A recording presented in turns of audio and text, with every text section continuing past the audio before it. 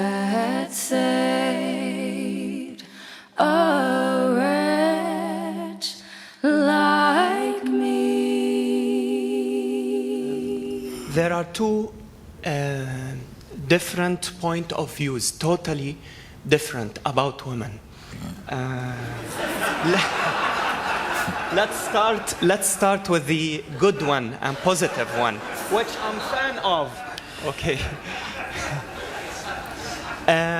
There is a proverb that says, behind every man there stands a great inspiring woman, which basically means if you don't have a great inspiring woman in your life, then you as a man can't achieve greatness. Okay? The other idea.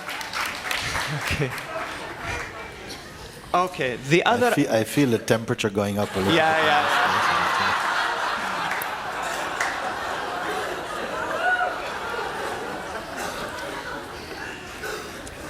The other idea, which I'm not a fan of, okay, says, I don't know how to say this, okay.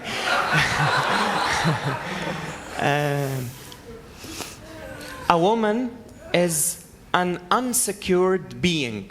Insecure being. Insecure being. Yes. Okay.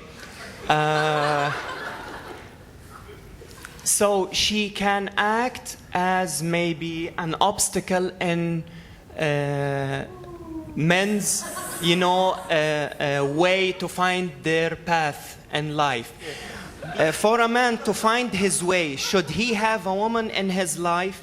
I mean, is she going to be a supporting factor or an obstacle? Thank you.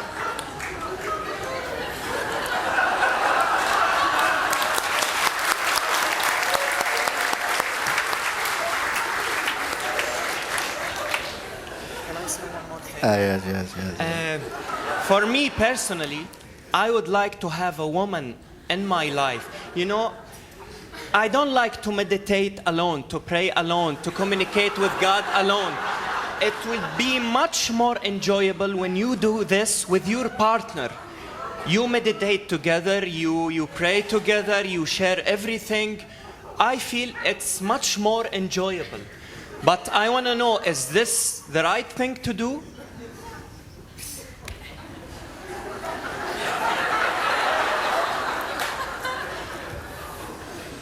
I like you very much.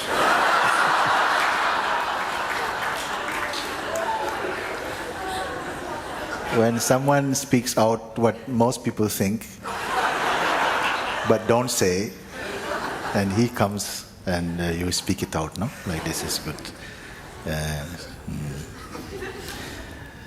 What happens is that if you had spoken, this is my experience, if you had said, this is my experience, then somehow, rather than it is said that, and I think it's okay to express this also, but it feels the people are so different, isn't it? People are so different. Sweeping statements like this have to be taken a bit lightly. You cannot take them too seriously, because then it's a kind of blindness to speak like that, to have this type of view. Because people vary also. Many of the points you make about women, also men are also experiencing like that. But it is good to have someone with whom you can communicate. And it is true that sometimes, also here we speak about it, that especially in satsang, where you're exploring more into your own stillness to find out who you are, like this.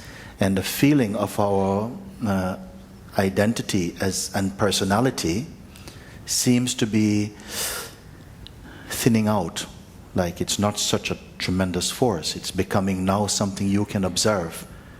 And that's a big change in perspective and experience for many people. then what happens is that we feel that we are going to pass away, we are going to disappear.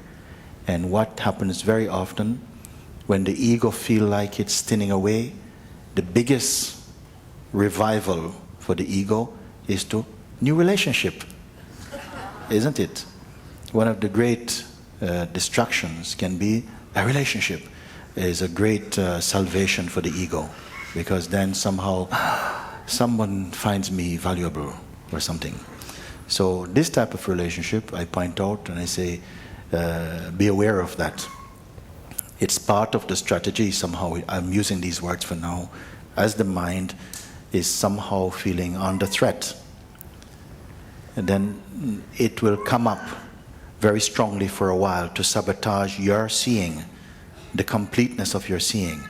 All the doubts, all the fears, all things that you felt you have transcended in the past comes back with real force for a while. And I say, hold your ground. Don't divide yourself. Stay centered in your truth. This is something. It's relating to the point you're speaking. I'm making a bigger point of it. But some relationships also blossom here in satsang. And what a beautiful opportunity, because especially if you're in the same wavelength, looking towards the same or searching in the same way for truth, it can be a tremendous support also, isn't it? And some marriages have taken place here in satsang, you see, with all of my blessing. So it's a question of discerning, and communication is the most important thing, because there is a peace about love, a freedom to be yourself in all your expressions, still to be open for change. This is something must be dynamic, not saying this is how I am, you have to accept me as I am, when you're meaning the ego. To accept me as I am when you are consciousness, but when you are just ego, and the tendency is to towards insecurities and attachments and fears and all of these type of things, vulnerability, fear of rejection, all of these things come into play. So it is very important for someone first to focus on your own freedom, because you bring more into a relationship. Freedom is not free in order to have a better relationship. But somehow if a relationship happens inside your freedom, then it will be a very beautiful thing. Communication is at the heart of it. I remember one story, one man, this couple, they had an argument. They had some argument, and then they decided to not talk to each other. But they're still living in the same small place, but they're not talking to each other, and they pretend like they're not, then each one is not there. But at the same time, they keep looking where the other one is, but this is going on for a few days, and neither of them would break their attitude. And then the husband remembered, oh, I've got to make this appointment. He had to make this appointment to travel to another place in the morning. Early, he must fly. But he can't wake up by himself, because always his wife has to wake him up. And then he feels, oh, what am I doing now? But he didn't want to break and give in and break his silence. So he had a bright idea, and he wrote a message on the paper, wake me up at 5, urgent, okay? And then he put it by her bedside table. And then he felt very good, I didn't have to speak to her. So in the morning comes, and the cock is crying. He gets up and he wakes up, and it's like 8 o'clock.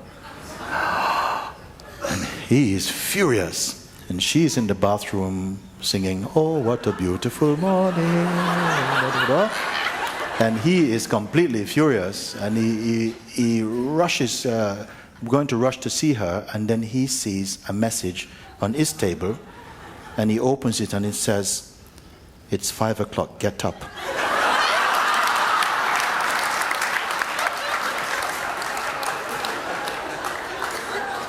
So if we are going to be like this in life, then nothing is going to work.